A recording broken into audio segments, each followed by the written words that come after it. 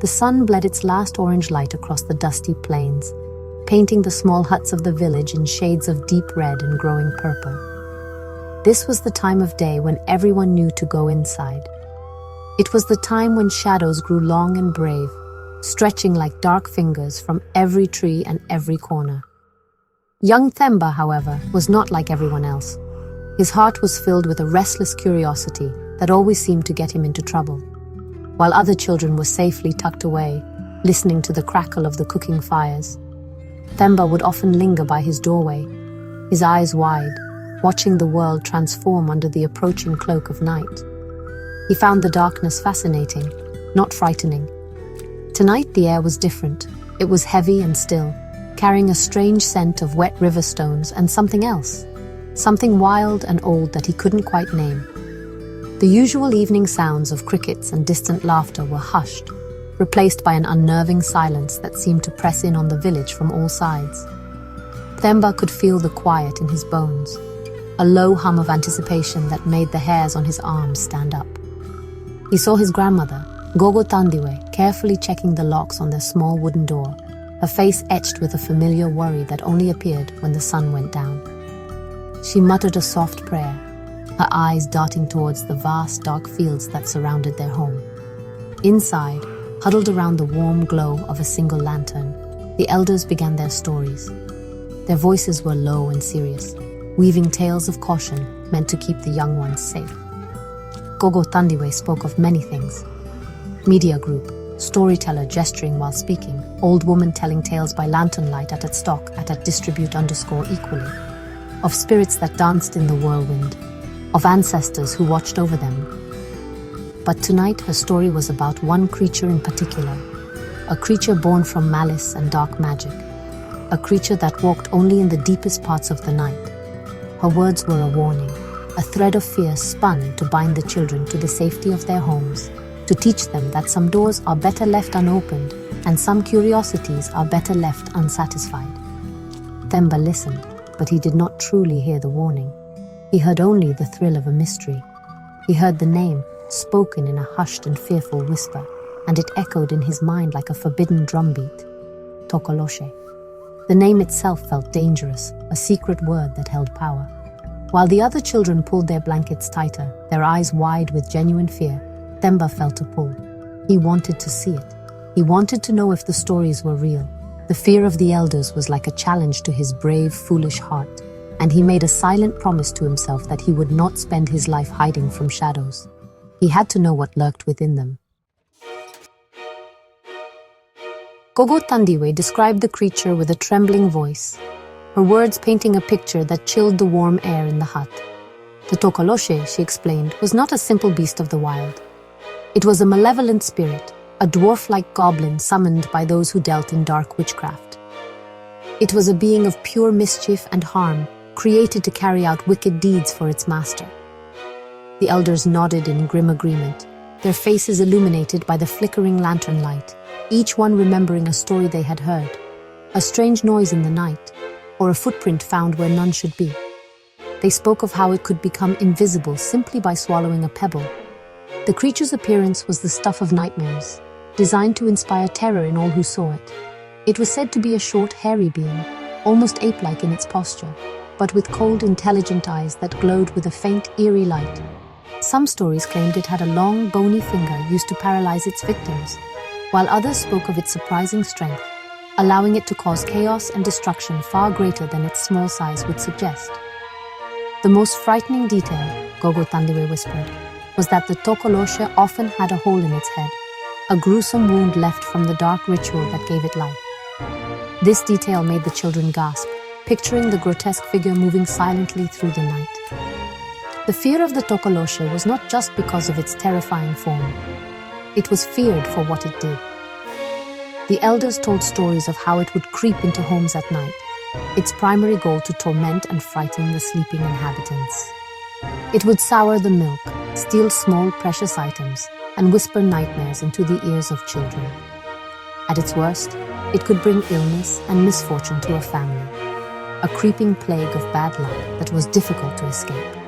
This was why, the elders explained, many people in the village raised their beds on bricks, The tokoloshe was short, and by raising their beds, they hoped to sleep just out of its reach, safe from its cold touch.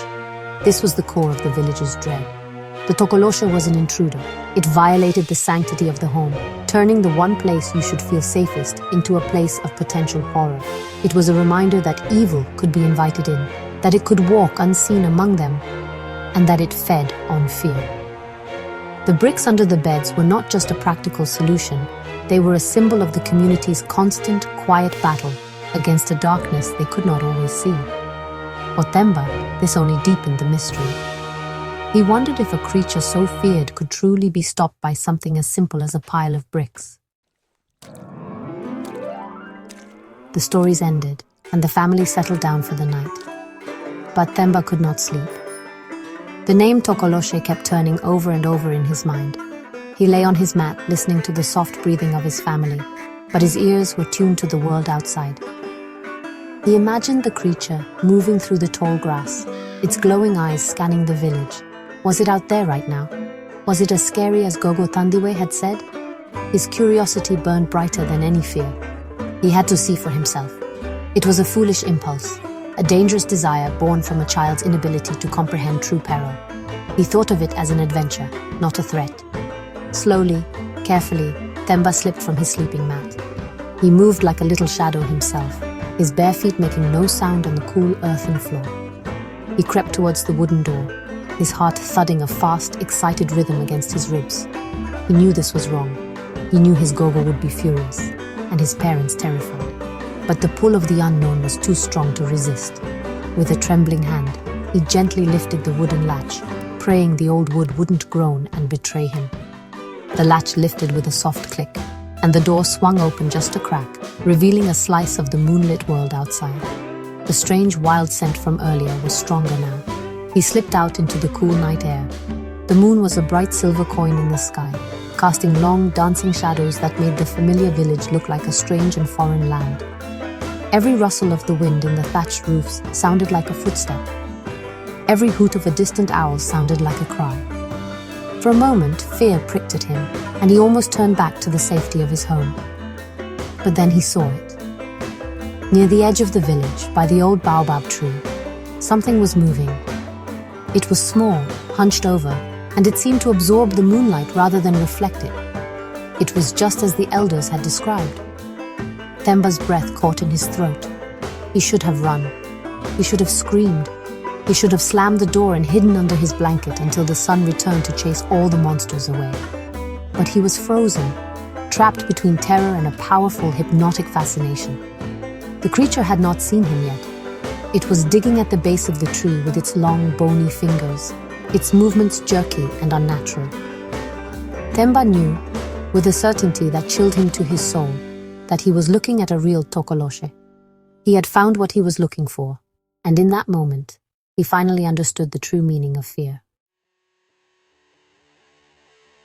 The creature stopped digging. It lifted its head slowly as if sniffing the air, and its entire body went still. Themba's heart hammered against his chest, a frantic drum in the sudden, absolute silence. He was hidden in the shadow of his hut, but he felt completely exposed, as if the creature's gaze could pierce through the darkness and find him. Then its head turned. It turned directly towards him. Themba could not see its face clearly from this distance, but he saw 2 points of faint, shimmering light where its eyes should be. They seemed to glow with a cold, hungry intelligence, and they were fixed directly on him. The world seemed to shrink until there was nothing but him and those 2 terrible lights. Panic, cold and sharp, finally broke through his curiosity-induced trance. He stumbled backward, his foot catching on a loose stone. The small clatter of the stone on the hard-packed earth was like a thunderclap in the night. The creature let out a sound, not a roar or a growl, but a low guttural chittering, like 1,000 insects stirring at once. It was a sound of pure malice. It pushed itself up from the ground and began to move towards him, its gait a horrifying loping shuffle that was faster than it looked. Themba scrambled back, his mind screaming at him to run, to get inside, to close the door and never look back. He threw himself back through the doorway, fumbling with the heavy latch. His fingers were slick with sweat, and the wood felt impossibly heavy. He could hear the creature's chittering getting closer, accompanied by the horrible sound of its claws scraping against the dirt. With a final, desperate shove, he slammed the door shut and dropped the latch into place, just as a heavy thud struck the wood from the outside. A scratch, long and deliberate, scraped down the length of the door. Then there was silence, a silence more terrifying than any sound. Themba pressed his back against the door, trembling uncontrollably, tears of pure terror finally streaming down his face. He never told anyone what happened that night. He knew they would not believe him, or worse, they would be angry at his foolishness. But he never forgot. He never again questioned the wisdom of the elders, and he never again looked into the darkness with curiosity. The lesson was etched into his soul. Some stories are not just stories, they are warnings. They are shields built from the wisdom of those who came before us, and some shadows are best left undisturbed. For if you go looking for monsters in the night, you might just be unlucky enough to find one. The bravest heart is not the one that seeks out danger, but the one that knows when to listen and when to stay safely in the light.